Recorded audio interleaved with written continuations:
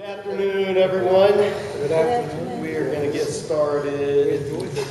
I got a couple of announcements, but I'll make those at the end because I want us to get in and make sure we get to the passage today. So, we're in Genesis chapter 27. Last week, what happened? There was some deception going on. There was some deception. Who deceived who? What happened? We got people here today that weren't here last week, so you got to catch them up to speed. Jacob. Yeah, he deceived his dad. Jacob's mom. It was It was a conspiracy. Yeah. Mom said, "Hey, I want you to do this." Why? So he would receive the She had a inheritance. favorite son, wasn't she? Yeah. Mom had a favorite son. Dad had a favorite son. Dad was going to give the blessing to his boy, and Mom said, "Let's switch things up a bit." And so Jacob ends up stealing the blessing. What was important about a blessing?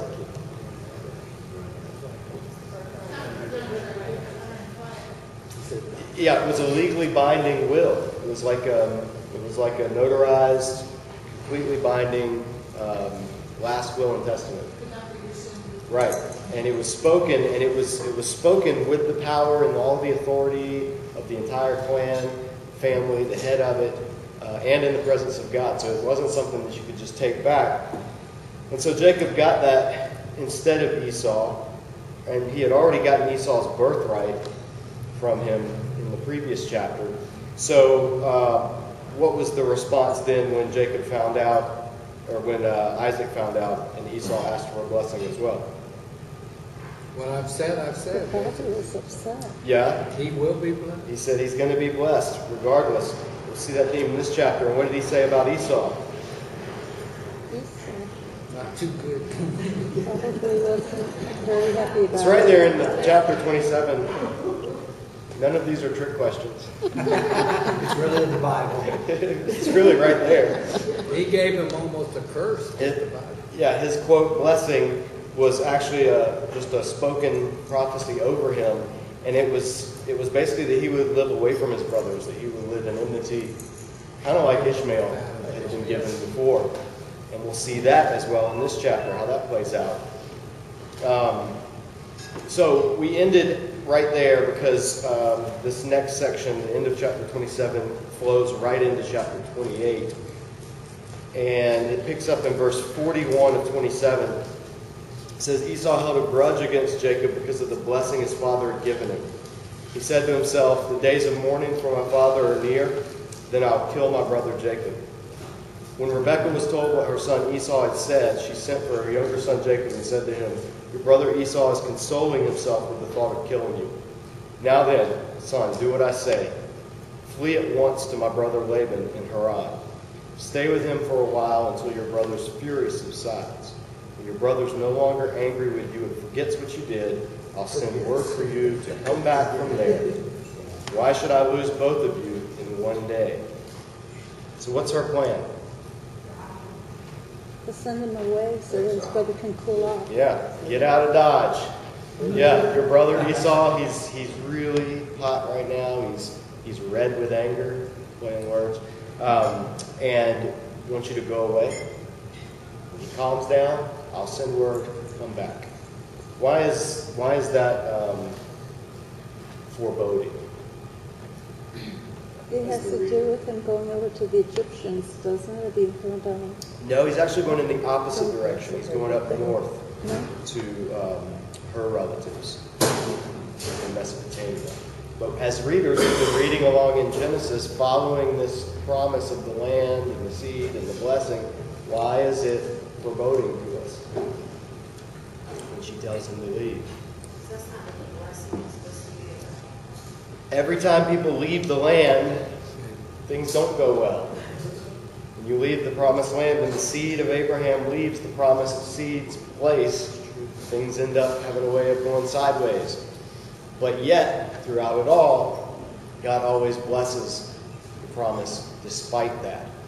So whether it's Abraham going down to Egypt, whether it's Isaac going to Gerar, wherever it is, whenever they leave, things get the blessing hangs in tension.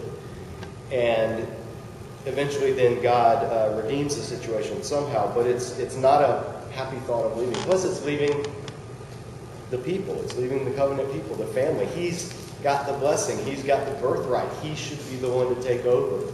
He should be the family patriarch. And she's saying, now go, now leave. So it's very much some ambiguity of whether this is a good idea or a bad idea. Last time she said, my son, listen to me and do what I say, it was to deceive his dad, to do something that was not a morally good idea. But yet it turns out, it works out through the providence of God that he does become blessed anyway. So it's this paradoxical theme throughout Genesis, and we're seeing it here. We're going to see it more over and over and over. Let's see. Verse 40, where did we stop? 44. 45, excuse me. So she says, you go, stay with my brother, go to your uncle's place, and I'll send word for you. Verse 46, then Rebekah said to Isaac, I'm disgusted with living because of these Hittite women. If Jacob takes a wife from among the women of this land, that from the Hittite women like these, my life will not be worth living. Kind of melodramatic, a little overkill there. So Isaac called for Jacob, blessed him, and commanded him, do not marry a Canaanite woman. Go at once to Paddan-Aram, to the house of your mother's father, Bethuel. Take a wife for yourself from there among the daughters of Laban, your mother's brother. May God Almighty bless you and make you fruitful and increase your numbers until you become a community of peoples.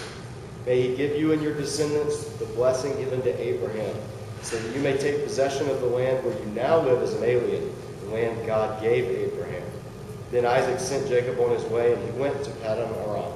So Laban, son of Bethuel, to Laban, son of Bethuel, the Aramean brother of Rebekah, who was the mother of Jacob and Esau.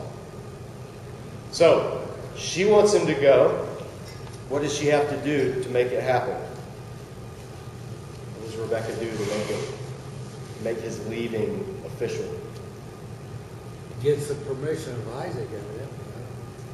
More than that, how does she work the situation?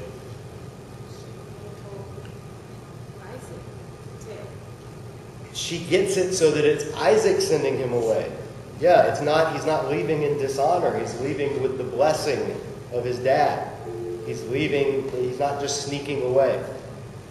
He's leaving, and so it's almost like Isaac's idea. She complains because we saw in the last chapter, Esau had married not just one woman from among the Hittites, but two. So already doubly going against what the intended purpose of marriage should be from the very beginning of Genesis. And we noted, whenever you see polygamy in the Old Testament, you always see drama. You always see trouble. You always see a family that's broken or dysfunctional in some way. Always. And so here we have the beginnings of that, and Esau is going to overhear it. Look at verse 6. Now Esau learned that Isaac had blessed Jacob and sent him to Paddan-Aram to take a wife from there. And that when he blessed him, he commanded him to not marry a Canaanite woman. And that Jacob had obeyed his father and mother and had gone to Paddan-Aram. Esau then realized how displeasing the Canaanite women were to his father Isaac. So he went to Ishmael and married Mahalath, the sister of Nebaioth, the daughter of Ishmael, son of Abraham, in addition to the wives he already had. So here again we get a window into Esau's thick-headedness, or almost impetuous. He sees that his dad's displeased with his wives. A little too late now, but he sees it. So what does he do to fix the situation? Tries to please him by marrying her. Yeah, well, I'll get another wife. Right? That's not exactly what they wanted. But so where does he go? Where does he go to? Again, not your question. Where does he go? Ishmael. Yeah, he goes and marries. Why is that significant?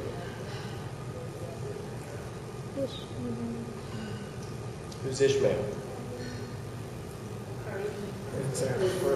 Isaac's brother, Yeah, Ishmael is Esau's uncle. He's Isaac's brother, half-brother, but he's Abraham's son. So Do you see the reasoning that Esau, you see the reasoning that Esau's employing here?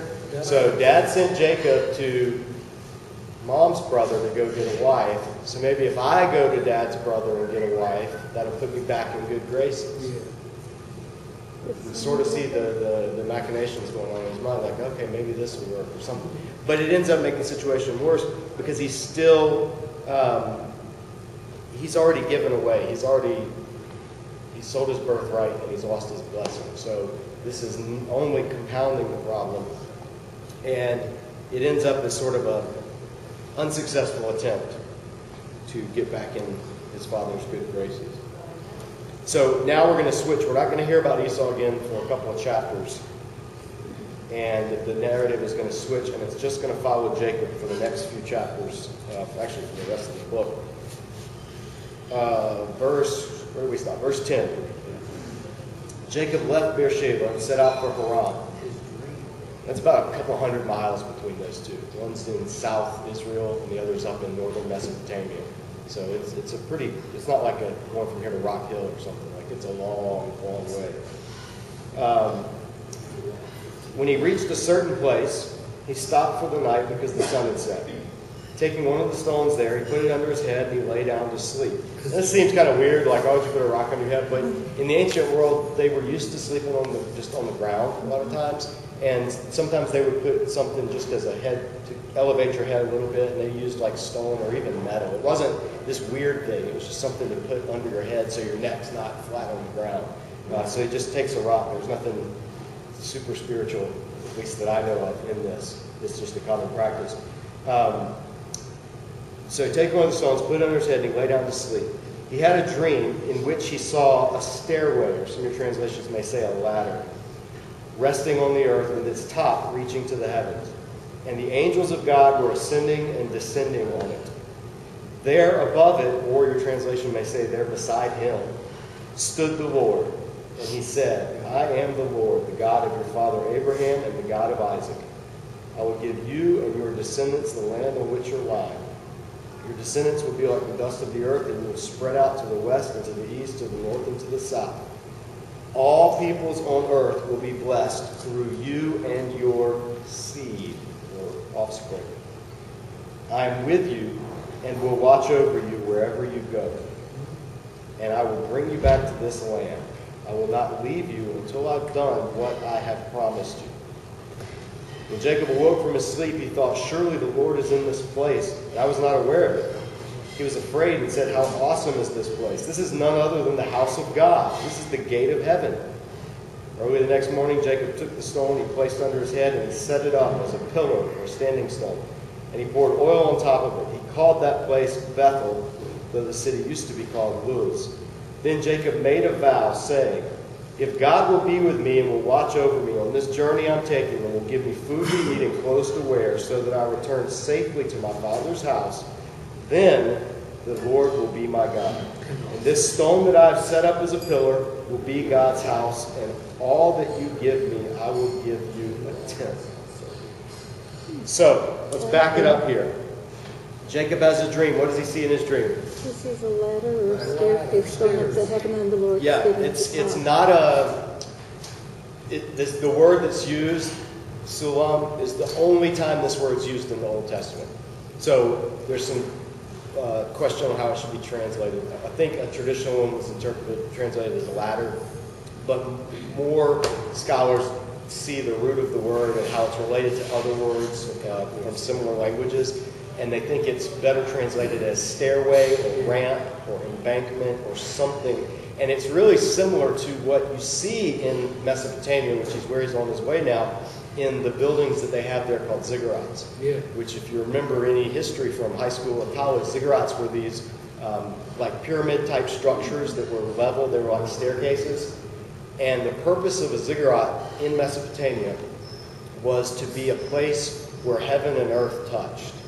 That was the whole point of the ziggurat, was the priest or whoever could go up, could ascend to the top, could do a ritual of some type up there, maybe a sacrifice, an offering, a meal, something. And it was believed that that was the point at which heaven and earth met. So what happened at the top of that ziggurat was considered really holy. Now, what Jacob's seeing is not a Mesopotamian ziggurat, but he's seeing the reality that those things only hint at or pointed to in the ancient world. The ancients, what they got right was there are places where heaven and earth meet. There are times when the God of all creation does interact with his people. There are points that are considered holy places. And the complete fulfillment of this for the Old Testament people will be when God commands them to build the tabernacle. That'll be patterned after a ziggurat, only instead of being vertical, it goes inward to the Holy of Holies, where the people and the priest and God meet face to face. And so the idea behind ancient Near East religion, behind the ziggurats, behind these stairways to heaven was valid. It was just the means by which they were doing it was idolatrous. And it was about manipulation, and it was about earning the gods' favor or getting the gods to do what you wanted through magic or ritual or appeasing them with some type of offering. In contrast to that, what we have with Jacob is he's a liar, he's sneaky, he's self-serving, and he's on the run from his brother at least, even though he's got his father's blessing. He doesn't have a relationship with God. Last chapter we saw when Isaac asked him, how did you get back so fast with this food? He said, Yahweh, your God, blessed me. So we have no knowledge, or Jacob, there's nothing that would tell us in the text that Jacob has a relationship with God. And when God shows up, what does he say to him? I'm the God of Abraham and Isaac. And he doesn't say, and Jacob, or and you. He stops at Abraham and Isaac, because he's not Jacob's God yet. Jacob and him do not have this relationship. But through this episode that we're going to see, God is going to reaffirm this promise that he made to Abraham all the way back a few chapters ago. He's going to reaffirm it despite Jacob's own will and intention and purposes. Whatever Jacob thinks is happening, is going on, God shows up and is going to say, Jacob, this thing is a lot bigger than you. That blessing that you stole, the birthright that you bought for a pot of soup, it's bigger than you. You're part of something that's beyond what you can see. You think you're just stopping to rest at a campsite for the night, but you are in the presence of the God of the universe. And so seeing this vision of this connection point between heaven and earth and the angels, the picture is of the angels coming and going about their business, which is what angels do. They're messengers. They're the servants of God. They go out to the earth. And you read all about that in the Old Testament, and it was a common belief. Angels are like his messengers, and they carry out his tasks. So Jacob was getting a glimpse of that. It's like the curtain was pulled back on reality, and he was seeing how everything is happening and what's really going on behind the scenes. And it's going to reorient his entire life, which it would if it happened to any of us. When you get to see reality, when God pulls back the curtain and you see what's going on, it blows your mind and it really changes who you are. And it'll come full circle when he comes back from his time in Haran and he encounters God one more time, and then again in an unexpected way later in the coming chapters. But he has this experience, and he's at the place where when he wakes up, he realizes this is the house of God, Bet-El, house of God, Bethel. And so that's where the name Bethel comes from. And it's going to be prominent later in the Old Testament. It's going to be where a number of things happen. Do a Bible concordance search sometime for Bethel and see what all happens there throughout Scripture. The last thing that I'll mention is, well, two things, is the conditional clause that he does at the end, the conditional vow. Jacob makes a vow, verse 20, and what does he say? He says that if he gets back to his father safely and he has clothes and food for the journey, he will make God his God, and he will build is a temple right at that spot where an altar spot where the stone is. Mm-hmm. Basically, I'll make this place important. How does that strike you? What is that? What strikes me is that he was, like you said, he wasn't even in front of God. He wasn't with God at that point. He didn't have God as his God at that point. And he's saying, if you do this for me, I will do this for you. You will be my God. And it just kind of drives home the fact that all this is happening, and he's been preordained for all this, and he hasn't even got God as his God yet. And God used him where he was. You get the sense that Jacob is not quite sure of everything. He wants to believe. He's willing to give it a shot. He's heard about this God all his life. He finally encounters him. When he sees him, he sees this, this gateway into the heavens. And then the text says, and he saw the Lord standing above it.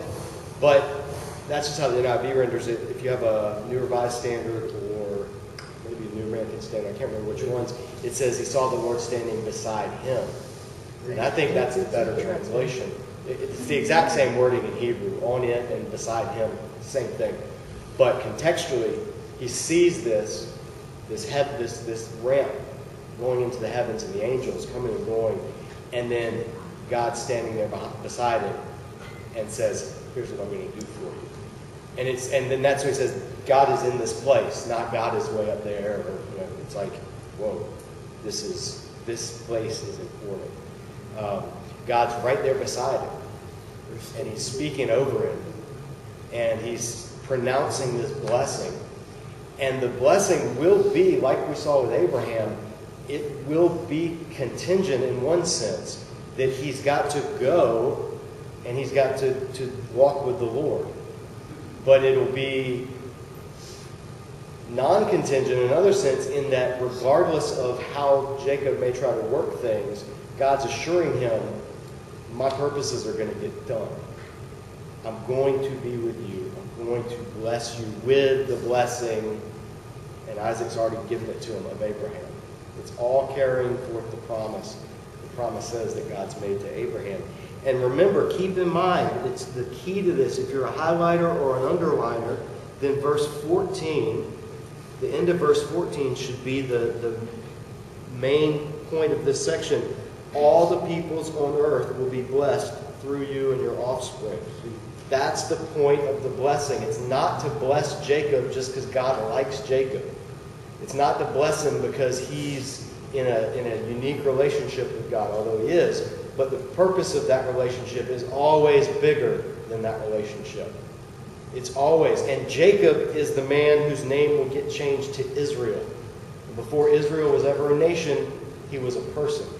And he was a person who was blessed, but before he was ever blessed as a nation, he was blessed as a person. And he was blessed for the purpose of being the vehicle through which God would bless and reach all the Gentiles. Israel's blessing and his call was always, the goal in mind was always to reach you and me and the other pagan nations that don't know the Lord. And from all the way in Genesis, it's foundational. So we'll close it here. I'll make a comment in the New Testament in John's Gospel. There's a reference to this passage when Jesus tells his disciples they're amazed at something he says, and he says, I tell you, you're going to see greater things than this. You're going to see angels ascending and descending on the Son of Man. It's a cryptic reference. It's in John, I think 2, somewhere. You can look it up later. That's your homework. But Jesus says, you'll see, he takes an aside reference to this story, but he switches this staircase to the Son of Man. And it doesn't explain it, and the text just kind of glosses over it. So us readers, Christian readers, not being super familiar with this account, sometimes will miss the significance of it. But what Jesus is saying in that reference is the place, the ramp, the stairway, was that point where Jacob saw that heaven and earth met. It was the point that Jacob saw that God was there, was dwelling. It was Bethel. It was the house of God. What Jesus is going to do when he says you'll see angels ascending and descending on the Son of Man, meaning himself, is he's making a cryptic reference, but the Old Testament readers would have picked up on, and did pick up on, that he is that place now where heaven and earth meet, and he is going to be the true Bethel, the true house of God. He's going to be, that's why he says, my body is the temple. Tear it down and I'll rebuild it in 3 days. Everything in the New Testament, you'll see Jesus taking the identity of these places and these peoples and these events and just kind of picking them up and putting them all on his shoulders. And that's a beautiful example from a very obscure story in the Old Testament where Jesus makes just this sideways reference to angels ascending and descending on the Son of Man. And the readers are left to put the pieces together and go, oh, that's a claim to divinity. That's a claim to being the focus of God's relationship with people. Jesus is the point at which heaven and earth meet. And he will be throughout his entire ministry. So that's one little way that this obscure story in the Old Testament, tucked away in Genesis 28, has big ramifications for New Testament theology. And not knowing this, you could easily miss what Jesus is saying in John's Gospel. In your Bible, if you have a study Bible, it should have a cross-reference between the two, so you can look that up later. So, we're going to draw it to a close today. Next week, we'll look at when Jacob gets to his uncle's place, and it's going to be a lot like how his dad met How I Met Your Mother. It's kind of going to be like that if you're a TV fan. He's going to now meet his future wife, but there's going to be a twist, just like there always is, and things are going to get pretty dysfunctional fairly quickly. So, we'll close now. I want to end with two little asides that are helpful for me.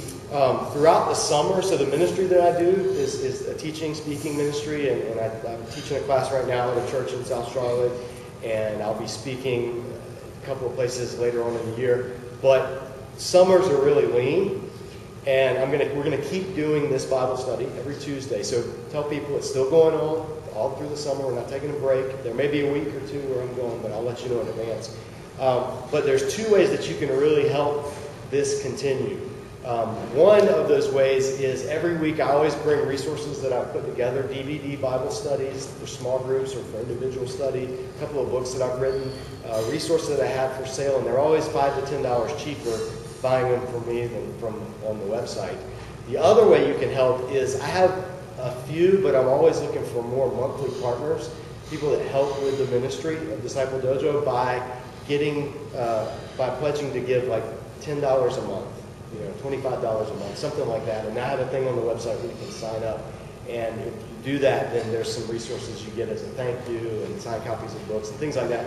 But if everybody at the study wanted to partner and do $10 a month, which is nothing for you, but for me it means a lot. That would really help this ministry continue going, and it would help me not be always a penniless Bible teacher. So, regardless of that, though, I'm glad you're here. Thank you for coming. And we'll pick it up next week, Genesis 29. So come back and bring a friend. Thank you.